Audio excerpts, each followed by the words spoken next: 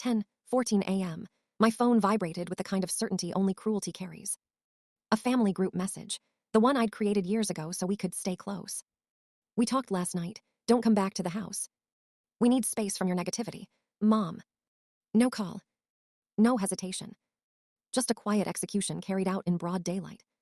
2 minutes later, my brother, Mark, reacted with a thumbs up like he was approving a business memo instead of my exile. I didn't cry, not this time. I just stared at the sunlight cutting across my kitchen table and realized it was brighter than any of them had been in years. At 10:20 a.m., I walked to my desk, opened my banking app, and scrolled through every automatic payment I handled for them. Property fees, medical bills, Dad's truck insurance. The monthly support I sent, just until things get better. Things had never gotten better, only more expensive. 1 tap. 2 taps. Cancel payment. Cancel transfer. Cancel authorization. By 10:34 a.m., the foundation of their comfort began to crack. Before I tell you what happened next, tell me where you're listening from. So I know I'm not the only one who's been told family is unconditional, right before they slap on conditions. The quiet shift. My apartment felt too still, like the silence itself was holding its breath. The clock on the wall seemed louder. Even the kettle sounded like it was judging me. But my hands. Steady. Anger wasn't fire today. It was a scalpel. Years of being the responsible one had carved a clarity I'd never dared use. My mother's guilt trips had always come wrapped in phrases like, "You're the reliable one. You understand responsibility. We raised you right." What she meant was, "You're the one we can drain." Mark, charming, reckless, allergic to accountability, had been their son. Dad hovered in the background, always tired, always avoiding conflict like it was a sport. I opened a new document on my laptop. Title, Financial Contributions, L. Bennett Family. Date, amount, purpose, proof. This wasn't spite. It was record keeping. It was finally giving my memories an invoice. The messages start. At 1:02 p.m., the calls began. Dad first. "Hey kiddo, your mother's upset. Let's just talk." Then Mark. "What did you do? Mom's freaking out." Then Mom. "You're being dramatic. This is childish." Not a single apology. Just panic that their safety net had found scissors. By 1:47 p.m., Mom posted a vague Facebook status. Some people forget who loved them when they start thinking they're better than family. Her friends flooded her comments with sympathy. I saved screenshots. The scales inside me shifted. The turning point. At 4:29 p.m., I called the only person I trusted.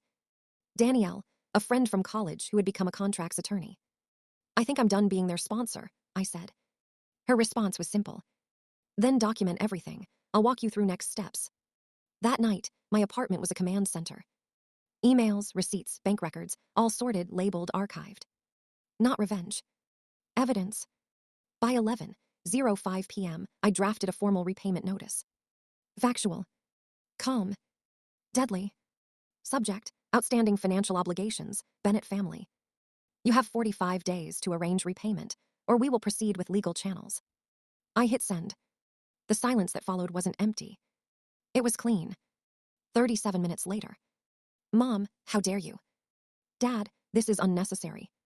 "Mark, you're insane." It was stunning how similar betrayal sounds across different mouths. The storm breaks. The next morning at 8:18 a.m., Dad left a voicemail. "You're hurting your mother. Please undo this. We're family." Family. A word I'd funded like a failing business. By noon, Danielle emailed me with something new. "Found inconsistencies in your father's medical account. Possible misuse of your authorization." I read that line 3 times. At 2:51 p.m., we filed the first legal notice. At 3:07 p.m., their accounts froze. At 4:15 p.m., Mom tried showing up at my building.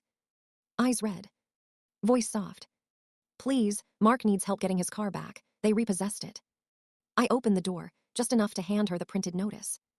"You'll receive the official document soon," I said. She paled. "Why are you doing this? We're your family." "Because you told me I was." Then I closed the door. Fallout. Within days. Utilities shut down. Insurance lapsed. Repayment filings moved forward. Mom posted again online. "She's abandoning us in our time of need." This time, someone commented. "Didn't she pay off your mortgage 2 years ago?" Another. "Didn't she cover Mark's tuition loans?" Their narrative collapsed under the weight of facts. At 4:42 p.m. one evening, an official probate officer called. They discovered documents with forged signatures tied to an old family account under my name. My mother's handwriting. Everything locked. Everything frozen. The end of it. Weeks later, Danielle emailed. Case resolved. Debts reassigned. Misuse confirmed. You're free. Free. I moved into a small apartment near the waterfront. Quiet, clean, mine. I opened my old spreadsheet one last time. The numbers stared back at me, heavy with years. I deleted it. Gone. Not revenge. Release. Epilogue. A month later, I visited my grandfather's grave, the only person who ever treated me like I mattered without an invoice attached. I did it, I whispered. This time, I chose myself.